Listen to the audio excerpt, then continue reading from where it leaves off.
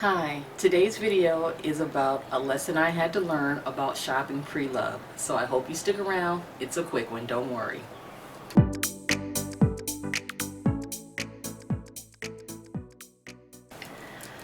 So today, well not today, but I learned this lesson quite a while ago about shopping pre-loved. I don't mind shopping pre-loved if it's something I cannot get.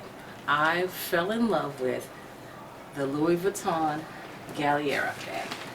I thought this bag was everything. I love a good shoulder bag. The leather is like butter. It fits my arm well, and I look boss wearing this bag. I really like it. But, she came with a lesson. Definitely a lesson learned. I saw this bag, and I think I saw it on someone in my office who just happened to be walking past my office, and I said, oh my god, I love that bag. So of course, you know, I go on YouTube and do the research and find out what it's called and all of that good stuff. And once I found out what it was and the price range, I said, okay, I'm gonna go to the store and get this bag. I get to the store, and unfortunately this bag had been out of production for quite some time by the time I could get it. So I thought, okay, well, you know, I really want this bag. It's beautiful. You know, I think it's a bag that'll last me forever. I'll try the pre-loved market. So of course, eBay was a little skeptical for me. And this was back before eBay had those authenticators and all that good stuff in place. So I was a little bit leery about going on eBay for the bag. So I looked on Tradesy, I looked on Poshmark, I looked on the Facebook groups, and I looked a couple other places. And I found that bag on Tradesy. And being a little bit skeptical, I messaged the seller and I said, hey, is there anything about this bag I should know? And she did disclose the scuffs that are right there, but I had heard a million stories about if you breathe, that bag is going to scuff. So, you know, that wasn't a big thing for me. And, you know, basically I own some Brasso, so I could clean it up if I had a problem. So she said, oh yeah, the bag is in perfect condition. There are no tears, there are no rips. The brass is a little bit, just a little bit tarnished, but, and you know, there are a million little scratches on it. She sent me up close pictures, and it was no problem, no problem. So I get the bag. I open the box. I'm all in love. And my first question was, what's that smell? Yeah. Apparently the lady was a smoker and tried to cover it up with perfume. And me being a non-smoker, that smell is gross, basically. So I contacted Tradesy, and basically they were like tough crackers because I guess it was on their final sale or something. It was like basically you're not getting your money back. That was the end of that.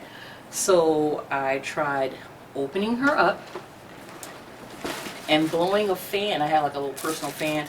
I blew a fan in there for 2 weeks nonstop. I tried baking soda. I tried those you know, those odor absorbers. I've tried everything. And for the most part, the scent, that smell is gone.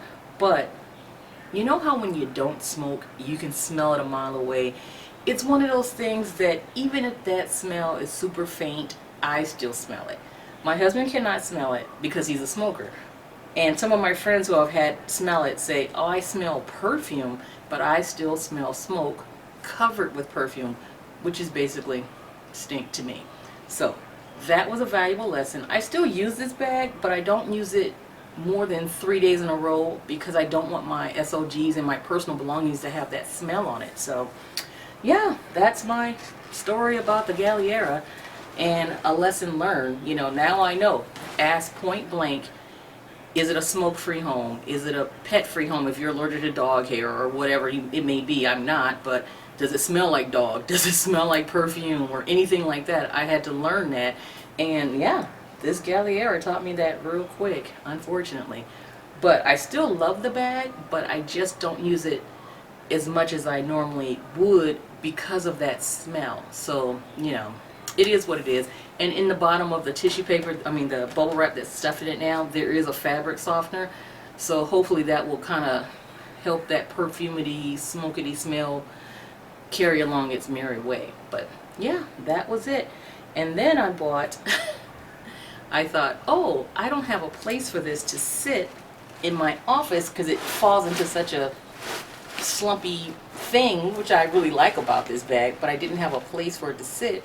So I bought what is called a bagnet. And the premise is you put this on a table or something and it hooks to it, and then I even bought the bigger ring so that it wouldn't be any, you know, I wouldn't be scuffing the ring on this trying to get it on there, so it was fine. But none of my tables at work are magnetic, so that was another waste of probably $30. So yeah, that was a lesson learned, definitely. That's what it is.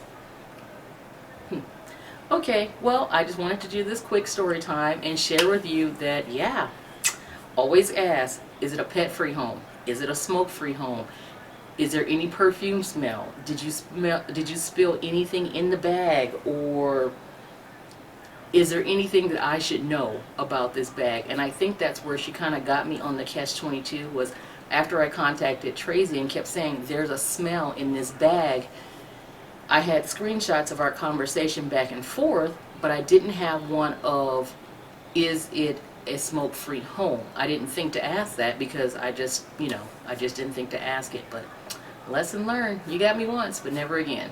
Okay, well, that was it. Thank you for your time. Thanks for watching. I hope you learned a lesson that I had to learn the hard way. Okay, take care.